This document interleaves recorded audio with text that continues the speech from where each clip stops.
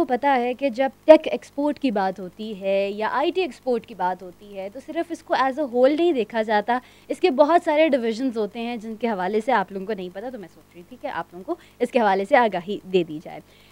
SIFC के ताउन से इस पूरे टेक एक्सपोर्ट को 6 हिस्सों में डिवाइड किया गया है। पहला हिस्सा है रिटेल टेक। ये सबसे बड़ा सेक्टर होता है और इसमें ग्रो करने के चांसेस भी बहुत ज़्यादा होते हैं क्योंकि अब ये एंटरप्रेन्योरशिप का दौर है या स्टार्टअप्स का दौर है, और इसीलिए रिटेल टेक अब जो है वो एक बहुत ही अच्छा प्लेग्राउंड भी प्रोवाइड करता है कि आप रेवेन्यू जनरेट कर सकें। अगर SIFC को देखा जाए तो इसके ताउन से पिछले 1 साल में 47% इंक्रीज़ आया है रिटेल टेक के रेवेन्यू में या रिटेल टेक की इन्वेस्टमेंट्स में।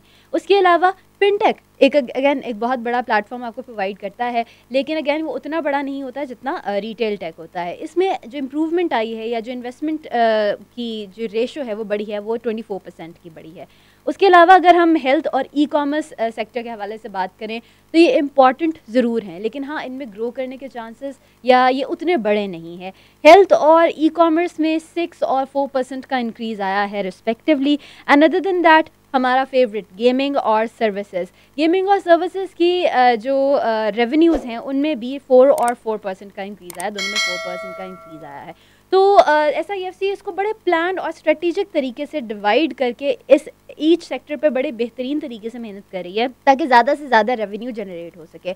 अब हमारा जो मकसद है वो ये है कि हम अपने पोटेंशियल को पूरे तरीके से यूटिलाइज़ करें। इसके लिए बहुत सारे IT स्कूल्स या IT हब्स या IT पार्क्स आप कह लें, ये भी पूरे पाकिस्तान में प्लांट किए जाएंगे, और इनका मकसद भी ये होगा कि IT की एक्सपोर्ट को बेहतर किया जाए। जहां हम दूसरी लार्जेस्ट एक्सपोर्ट हैं, अब हमारी कोशिश ये है कि हम पहली लार्जेस्ट एक्सपोर्ट तक पहुंचे।